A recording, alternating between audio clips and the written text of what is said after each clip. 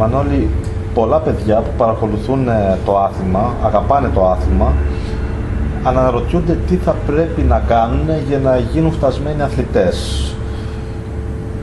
Τι πρέπει να ακολουθήσει ένας νέος ή ένας νέος αθλητής ώστε να πετύχει το ιδανικό σώμα, το σώμα του bodybuilder? Σας ευχαριστώ για την ερώτηση, γιατί σε αυτή την ερώτηση έχω να πω τα εξής. Το bodybuilding είναι ένα πολύ δύσκολο άθλημα όσον αφορά στην εφαρμογή του. Όσον αφορά στη θεωρητική προσέγγιση είναι εύκολο. Πρέπει να αντιληφθούμε ότι η μυϊκή υπερτροφία προκύπτει αν και μόνο αν κάποιος επιβαρύνει τους μυς του πάνω από το όριο αντοχής τους. Εάν αυτό συμβεί, τότε δημιουργεί μία φλεγμονή στο μυϊκό του σύστημα και ο οργανισμός αμυντικά λειτουργώντας θα αναπτύξει μεγαλύτερους και δυνατότερους μυς, έτσι ώστε να είναι σε θέση να αντιμετωπίσει τέτοιου είδους προκλήσεις ευκολότερα στο μέλλον. Αυτή είναι η διαδικασία της μυϊκής υπερτροφίας, η οποία φυσικά περιλαμβάνει μεγάλες ποσότητες πρωτεΐνης, γιατί είναι το μακροδιατροφικό στοιχείο το οποίο χτίζει τους μυς και όλους τους άλλους ιστούς. Άρα λοιπόν έχουμε να κάνουμε με δύο πράγματα. Πέρα από το πρόγραμμα και τις διάφορες θεωρητικές προσεγγίσεις, ο κύριος παράγοντας είναι κατά πόσο είμαι διατεθειμένος να πονέσω τον εαυτό μου μέσα στο γυμναστήριο. Ένα το κρατούμενο. Δεύτερον, πρέπει να αντιληφθούμε ότι όσο και να πονέσω τον εαυτό μου μέσα στο γυμναστήριο, χωρίς την κατάλληλη διατροφή, που σημαίνει μεγάλη θερμιδική και πρωτεϊνική πρόσληψη, αποτέλεσμα δεν πρόκειται να υπάρξει. Και από εκεί και πέρα, η όλη ζωή ενός αθλητή που έχει στόχους στο bodybuilding πρέπει να συνάδει σε αυτό. Δηλαδή, δεν μπορεί να μην δίνω σημαντικό χρόνο ξεκούρασης στο σώμα μου και να ελπίζω ότι θα ανταπεξέρχομαι σε προπονήσεις αυτού του είδους. Άρα λοιπόν, πέρα από τις προσεγγίσεις που έχουν διάφοροι, το κύριο συστατικό είναι η ένταση στην προπόνηση, η καλή διατροφή και η ξεκούραση. Μάλιστα. Μανώλη, ποιοι στόχοι σου για το μέλλον? Πριν σου πω τους στόχους για το μέλλον, να προσθέσω λίγο και κάτι σε σχέση με τη δική μου προσωπική άποψη πάνω στην προπόνηση. Δεν πίστευα και δεν πιστεύω ακόμη και τώρα στο volume training. Επίσης, με στενοχωρεί πολύ που ακόμη είναι παράγοντες στο bodybuilding τα λίγες επαναλήψεις πολλά κιλά για όγκο και πολλές επαναλήψεις λίγα κιλά για γράμμωση. Εγώ μάλιστα αυτό το πάω λίγο παραπέρα και λέω καθόλου επαναλήψεις για την απόλυτη γράμμωση.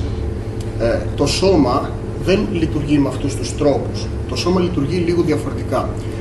Χρειάζεται αντίσταση σε υπέρμετρο βαθμό για να δημιουργήσει μυϊκή υπερτροφία και αυτό δεν μπορεί να γίνει στο πλαίσιο μιας προπόνησης που έχει πολύ μεγάλη διάρκεια και χρειάζεται για να χάσει το λίπος δαπάνη ενέργειας που για μένα σημαίνει αερόβια συν καλή διατροφή, συν έλεγχος στην εισδοχή της ενέργειας.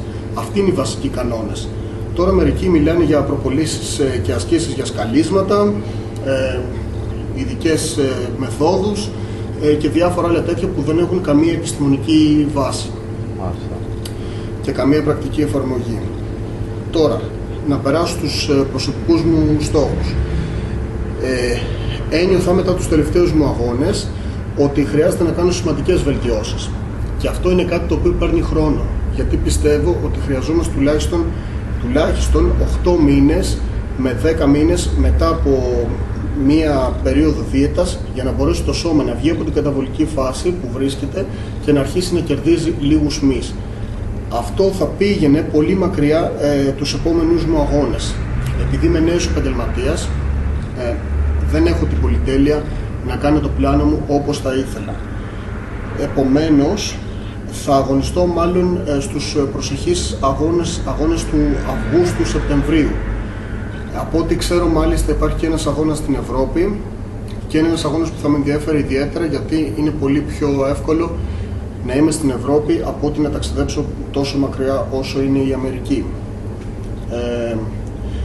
Είναι πολύ δύσκολο πάντως να κάνεις τις επιλογές που θέλεις σε ένα τόσο δύσκολο δρόμο. Η δουλειά μου είναι μια δουλειά η οποία απαιτεί τον περισσότερο μου χρόνο και ο σχεδιασμός μου γίνεται μέσα από το πρίσμα αυτής της διαδικασίας. Δηλαδή δεν μπορώ να τα αφήσω όλα πίσω μου και απλώς να σκεφτώ σε ποιους αγώνες θα ήθελα να πάω και τι θα ήθελα να κάνω.